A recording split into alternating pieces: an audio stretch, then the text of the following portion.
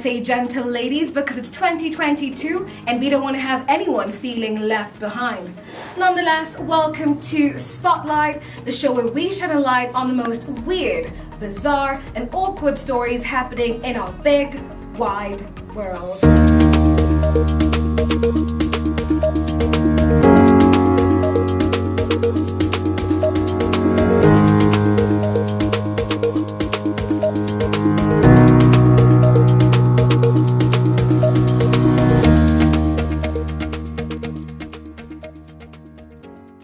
I am Jayne Opondo, and here are the stories making the highlights in today's show. Sandals worn by Steve Jobs in the early days of Apple have been auctioned at a whopping $214,000. A Parisian undertaker aims to introduce bicycle hearses in France.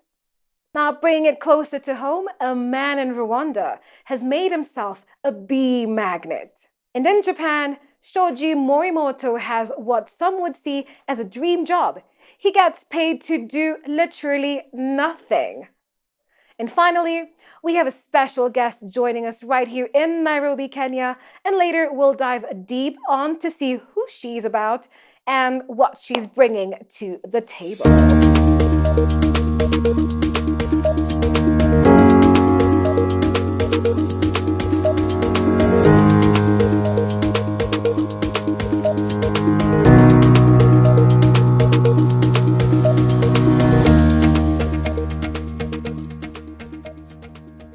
Now, here in East Africa, a man in Rwanda who goes by the name Ndayisaba has harnessed the skill of controlling and commanding bees. Now, we know the relationship between man and bees. They give us honey and help us in pollination of our crops. Ndayisaba, however, has found a way to control and manipulate their behavior by locating the queen bee and tying it around his waist, and in doing so, the rest of the swarm of bees hover around him and create an armor-like suit. Take a look at this. Meet our extraordinary bee man. Nitwa Ndayisaba, nkaba ndi umwami w'inzuki.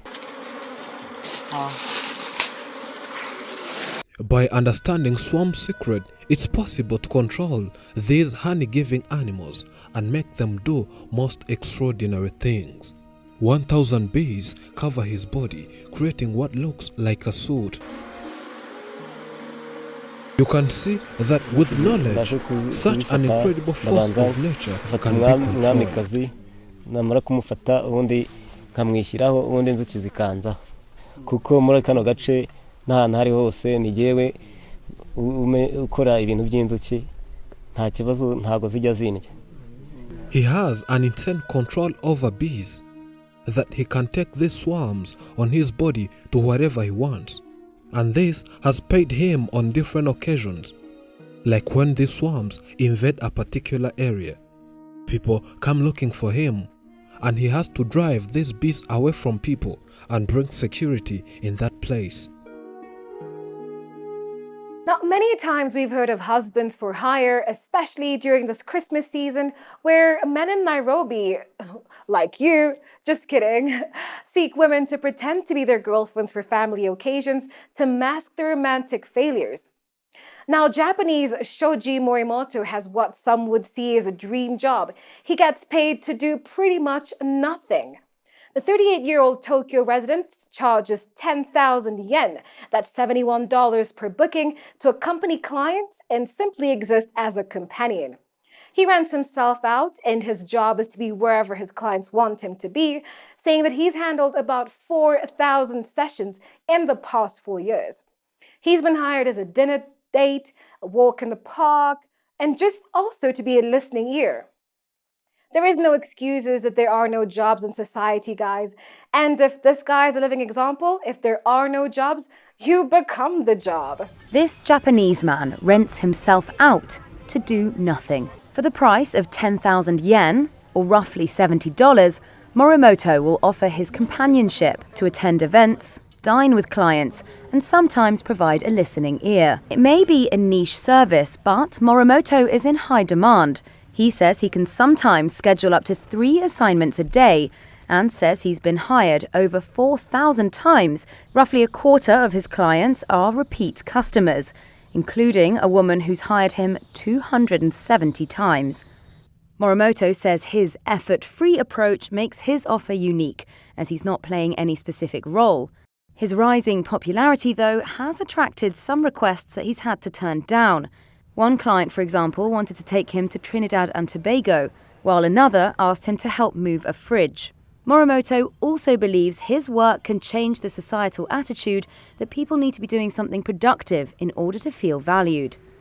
Sometimes, he says, just showing up for people and being there can be valuable too.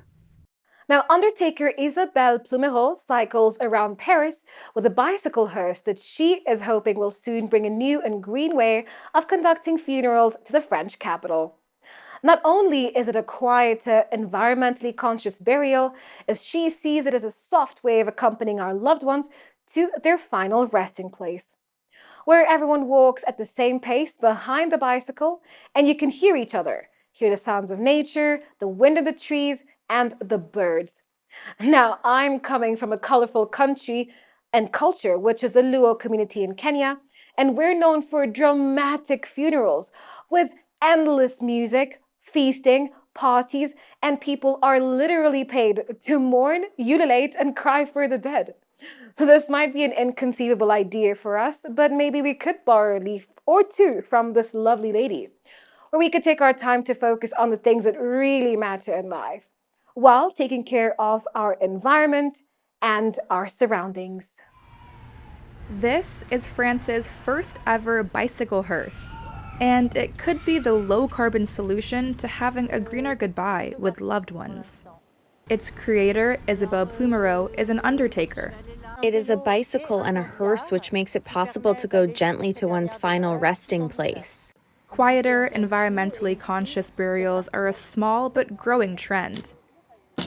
Plumereau says transporting the coffin with a specially designed cargo bike is not only more eco-friendly, but can also bring a softer pace to a funeral. Although it's not a new concept, the bicycle hearse already exists in a few other European countries like Switzerland and Denmark, but Plumereau's is the first in France. Why move a big van to travel a few meters between a church and a cemetery when you can do it with a bicycle hearse in a calm, gentle way all together? I think it's also important to try to change this vision a little bit. Now, sandals worn by Steve Jobs in the early days of Apple sold for a whopping $218,000. You heard that right. That's 21,400,000 Kenyan shillings in an auction in New York. Now, the brown suede Birkenstock Arizonas were worn by Jobs in the 1970s and the 1980s during many pivotal moments in Apple's history. Now, I'm all about collecting novelties, especially if they come from famous people, but take a look at these sandals, guys. Honestly, even a man on the street would sneer at those shoes. I mean, I know I would.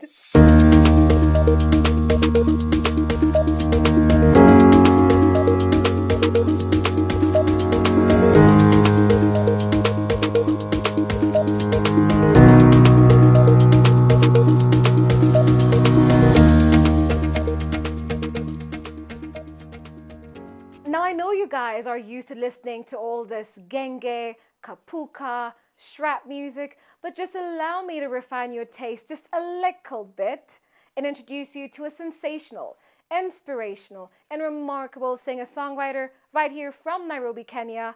Ladies and gentlemen, a drum roll, please. Iyanah!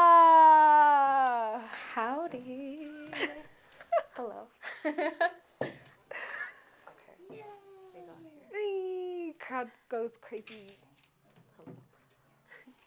So, welcome to the show, Iyanah. Thank you. How are you feeling about yourself? I mean, nervously excited. That's so, good. Yeah. That's a good place to be. Right. So, I know they're like wondering who you are and what you're all about. So, why don't you go and tell us, who is Iyanah? Okay, I am Iyanah. I am a 23-year-old singer, songwriter, and performing artist based in Nairobi, Kenya. Yeah, that's a short summary, I guess. That's cool. And so what's your background like? Like, where did you grow up? Where did you go to school? And what about your family? Okay, well, I am based in Nairobi at the moment, but I was actually born and raised at the coast. I grew up in Diani. I have three brothers, four if you count my dad. And yeah, I'm the only girl in my family. So it's a very weirdly functional, but a very special group of people, my family. Yeah. Fantastic. And what would you say is a genre of music that you sing or you write or produce? At the moment, I do not produce. I just sing and write. My current sound has been mostly R&B from the start of my career Okay. up until now. But I do dabble Okay. in every other genre along the way. I really don't like confining myself to a specific genre because I think there's just so much out there and so much I want to try. Great stuff. And who would you say are some of the musical influences you've had growing up in your life? Like, who have you just been like listening to and kind of inspired you to, you know, get into R&B and stuff? I feel like I draw a lot of inspiration from different genres because I don't specifically only want to, you know, dive into one. So I listen to everything from traditional R&B to alternative sounds to rock to hip hop. I'd say my biggest inspirations though would be this band called AJR. I just really love how they play around with their sounds. You think that they make a certain type of music, but then they just go out of their way and like transform it into something and make it their own. And yeah, that really inspires me. Okay, cool, cool, cool. And what would you say has been some of the highlights of your musical career? How long have you been singing actually? When Okay. did you start? Let's start there. When did you start singing? Professionally, I'd say this has been my second like complete year of doing it, of like putting out music and performing. But the real answer is like since I was 5, I've been like singing around the house. My brothers can give you thousands of stories of how I irritated them all my life because I was constantly singing. Right. So yeah, this has been my second professional year, and my highlight has honestly just been 2022 as a whole. From the beginning of the year till the very end, with an exception of like a few months in the middle, Right. I've been like performing the whole year. And already from the jump, the first performance I had this year was like doing background vocals and performing with Ecstatic, which was insane because I've been a fan of hers for like years. And then it just kept going, where I've like worked with so many artists that I only ever just like fangirled over on my Spotify. And I can call some of them my friends as well, which is even more insane. Cool. And the year's wrapping up like beautifully with us performing with Maya Amolo as well, and I can ask for more. That's Oh, and my incredible. friends have been with me along the way as well, which is even better that I get to share it with people I love. Cool. And like I've heard your vocals, girl. You can sing. Thank you. You can sing. Have you had any professional training, or like is it just inborn where you know, you just like get like that? I mean, sometimes I hate saying that it's like inborn because I don't want it to seem like I just like came out of like the coochie with runs and stuff. But I really have never had. Oh my God, I'm so sorry. I really have never had like singing classes per se or somewhere I went to learn until like way after I started singing, which is like in high school. I mean, I did the basic Kenya Music Festivals thing, so we had a choir in school. I don't know if you'd want to count that as training. I guess some people would. And then like after high school, I went to conservatoire to learn like piano and music theory. So there wasn't really any coaching along the way. I'm just very good at imitations. So growing up listening to certain artists, I just try to like feel my way around how they were doing it, and I Cool. guess it ended up somewhere. So I know that everybody wants to hear what you sound like, and they're all like, "What is all this going on about?" So before we get you to sing for us, why don't you let us know where we can get your music from? Oh my God. Okay. My socials, first of all, are Iyanah Kiragu. And then my music out on every available platform is just under the name Iyanah, which is Iyanah. Okay, and what platforms are these? I mean, like, Oh, girl. just let them know. Let All them of them, know. we got you covered. You use Spotify, we got you. You don't like Spotify, you use Apple Music, it's there too. Deezer, all of them. Boomplay. There's literally no excuse. Just don't pirate my music. You heard it here first, guys, here on Spotlight. And so, what are your immediate plans? Do you have any new music you're going to be recording, releasing? Do you have any performances coming up? Performance-wise, let me start there. I do have a show on the 8th of December, which is tomorrow, at Shelter with Maya Amolo. I am part of her band as well as an opening act. I do have lots of music that was recorded this year. Okay. I'm not 100% sure as to when it will see the light of day, but we're gonna stop. That's the behind the scenes stuff that we do. And my goal for next year is to, God willing, put out a full body of work, be it an album or an EP. I already have some songs that could be jumping in on it, and let's just see how excited and productive I will be next year. So Amazing stuff, guys. So you heard it here first. Iyanah Kiragu on all the different musical platforms. And before she dashes out, we're going to have her do a little bit of a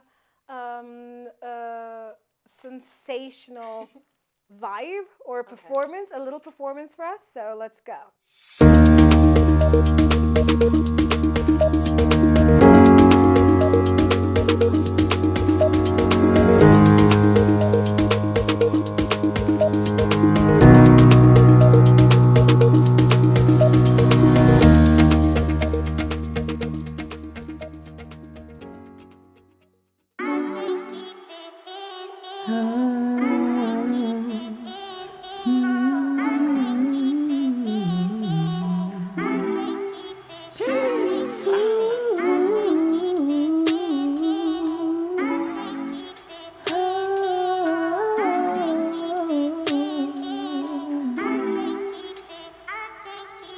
This time there's no need for talking.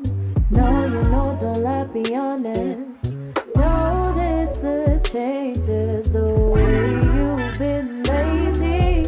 I can't hide the way I feel.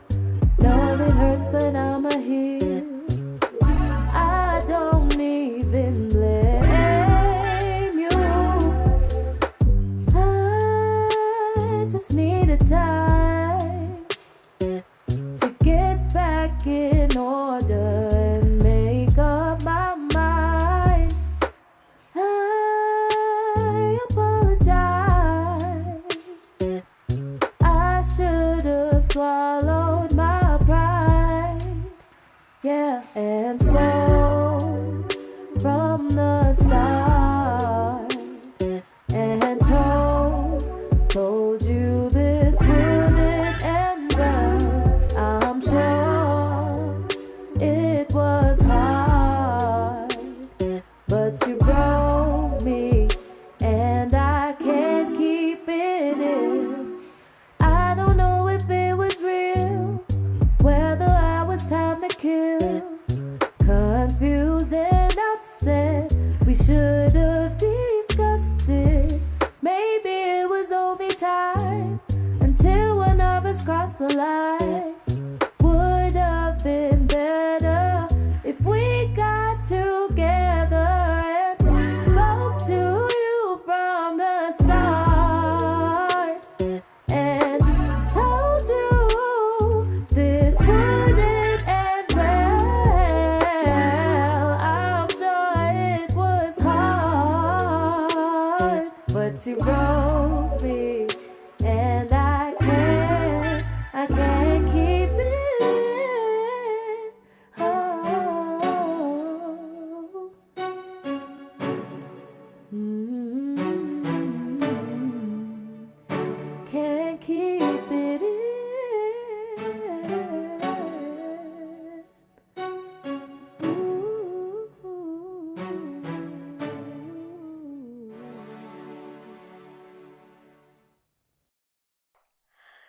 that's it for today, guys. It's a wrap like Moi. Now be sure to stay tuned and watch who comes on the spotlight next week, as well as all the bizarre stories that we're going to be uncovering across our globe. If you want to follow me on my social media, my name is Jayne Opondo. That's JayneOpondo across all social media platforms. That's Facebook, Instagram, and Twitter. Also, all this fabulousness is happening at Jafwasia Media House. So be sure to like, share, comment, subscribe, switch on the notification bell, and follow us on our social media accounts as well. So it's been real. See you next time. Bye.